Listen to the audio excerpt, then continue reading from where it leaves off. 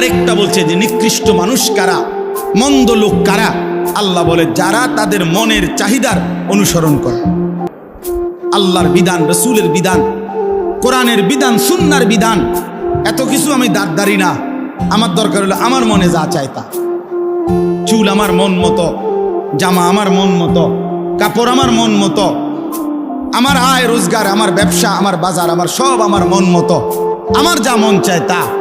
দেখেন নয় যে হুজুর আমার আসতে সময় বলতেছিল যে অনেক মুসল্লি আপনারা, আপনাদের মাথায় অনেকের আছে এটা যে হুজুর এটা বলবেন না, ওইটা বলবেন না, হুজুর রে এটা বলা যাবে না, ওইটা বলা যাবে না। তার মানে ইসলামের মধ্যে আপনারাই নিয়ম বানায় নিছেন যে এটা বলা যাবে, এটা বলা যাবে না। ইসলাম বলতে পারবে না এমন অপূর্ণাঙ্গ ইসলাম ধর্ম আল্লাহ নাজিল করেই নাকি।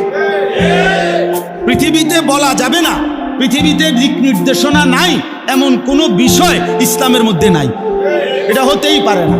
রাজনীতির কথা বলা যাবে না, 1 কোটি বার বলা যাবে, 1 কোটি বার বলা যাবে, 100 বার বলতে হবে, 100।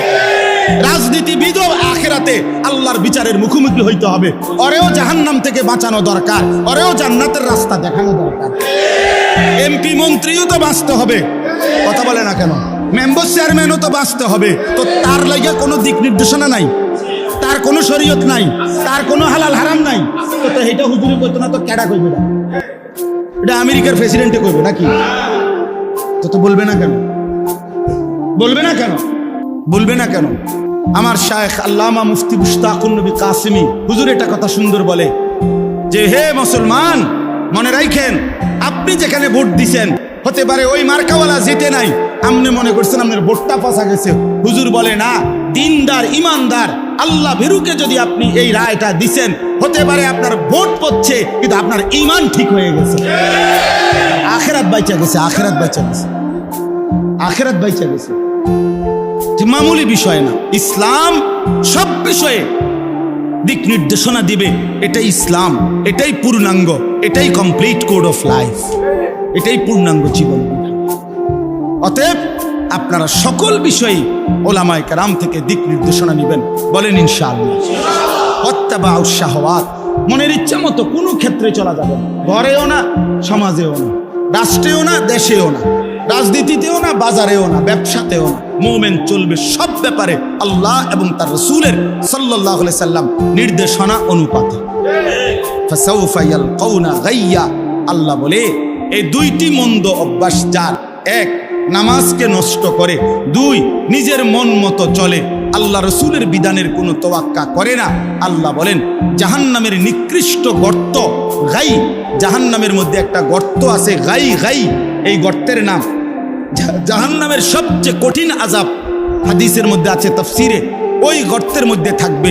আল্লাহ বলেন ওই নিকৃষ্ট গাই নামক গর্তে আমি আল্লাহ নামাজ বিনষ্টকারী, মনের চাহিদা মতো অনুসরণকারী ব্যক্তিকে ছুঁড়ে মারব। ইসলাহি মজলিস স্বাভাবিকভাবে ছোট পরিসরেই হয়, অল্প সময়ের জন্যই হয়। ইসলাহি মজলিসের একটা মূল ফিকির হলো এই ছোট মজলিসের ব্যক্তির নিজের সংশোধন, আত্মসংশোধন। বলার মতো অনেক বিষয় আছে, প্রয়োজনীয় অনেক কিছু আছে। ব্যক্তি, ঘর, সমাজ, দেশ, জাতি, রাজনীতি, রাষ্ট্রনীতি সবকিছুই বলা দরকার, সবকিছুই বোঝা দরকার। এক বসায় একবারে সব বলে শেষ করতে হবে এটা জরুরি। তাইলে নবী সাল্লাল্লাহু আলাইহি ওয়াসাল্লাম পুরা ইসলাম বলার জন্য 23 বছর লাগার দরকার ছিল না, একবারেই বসে 2-3 দিন লাগায়া টানা বলে যেতে পারত না। এটা কোনো যৌক্তিক কোনো নিয়ম না। এই জন্য ইসলাহি মজলিস, ইসলাহ শব্দের অর্থ হচ্ছে সংশোধন, ঠিক করা, সংশোধন করা, সঠিক করা, শুদ্ধ করা, বিশুদ্ধ করা। তো ইসলাহি মজলিস, মজলিস মানে যেখানে মানুষ বসে। তো নিজেকে সংশোধন, ইসলাহে নফস, আত্মসংশোধন, অর্থাৎ আমি আমার নিজেকে কিভাবে সুন্দর করব, আমি নিজেকে কিভাবে গড়ে তুলব, আমি কিভাবে নিজেকে সাজিয়ে তুলব ঈমান ইসলামের রঙে, এর জন্য উৎসাহ দেওয়া, উদ্দীপনা, এর জন্য কিছু দিক নির্দেশনা, এটাই ইসলাহি মজলিসের উদ্দেশ্য। ইসলাহি মজলিসের ফিকির ব্যক্তির নিজের সংশোধন। কোরআনুল কারীমের মধ্যে আছে, আল্লাহ তাআলা বলেন, ইয়া আইয়ুহাল্লাযীনা আমানু আলাইকুম আনফুসাকুম, ছেলেরা তোমরা তোমাদের হাতের মোবাইল এগুলা বন্ধ করো। এই যে হাতে ধরা যাদের মোবাইল, ভিডিও বা রেকর্ডিং বন্ধ করে দাও। এমনি শোনো, এমনি শোনো, আমার দিকে তাকায়া শোনো, বরকত হবে, ভালো হবে। যদি কথাটা না শোনো তো এখান থেকে বাইরে হয়ে যাও। যদি আমার এই কথাটা পছন্দ না হয় এখান থেকে, মসজিদ থেকে বের হয়ে যাও। এজন্য প্রত্যেকেই ও চেহারার দিকে তাকায় আসো, তাইলে বরকত হয়, নজরের বরকত বেশি। এই ছেলে, এই অপদার্থ, বেরো বেটা এখান থেকে, ফালতু কথা বাইর করে এটা। এজন্য নজরের সাংঘাতিক বরকত। মানুষের জিন্দেগির পরিবর্তন হয় ওলামায়ে কেরামের, আল্লাহ ওয়ালাদের চোখের বরকত, এই দৃষ্টির বরকত। এইটা পৃথিবীর ইতিহাসে প্রমাণিত, প্রসিদ্ধ কথা। কারো সান্নিধ্য, কারো সোহবত, কারো সাহচর্য, উঠা বসা, আসা যাওয়া, চোখের নজর, দৃষ্টি, হাত বুলিয়ে দেওয়া, এসব মিলেয়া জিন্দেগি বদলাইছে। আমরা কিতাবে তারিখের মধ্যে পড়ছি, রাসূলুল্লাহ সাল্লাল্লাহু আলাইহি ওয়াসাল্লাম একদিন কাবা ঘরের সামনে কাবার চারদিকে তাওয়াফ করতেছিলেন। একজন কাফের হাজরে আসওয়াদের পাশে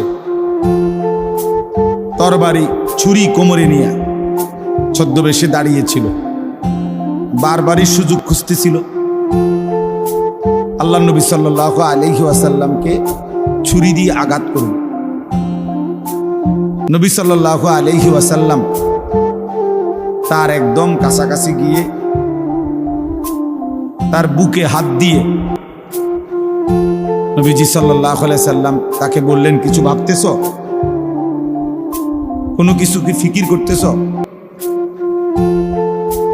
এই হাত শুধু লাগছে নবীজির তার বুকে, তৎক্ষণাৎ তার জিন্দেগি, দিল পরিবর্তন হয়ে গেছে।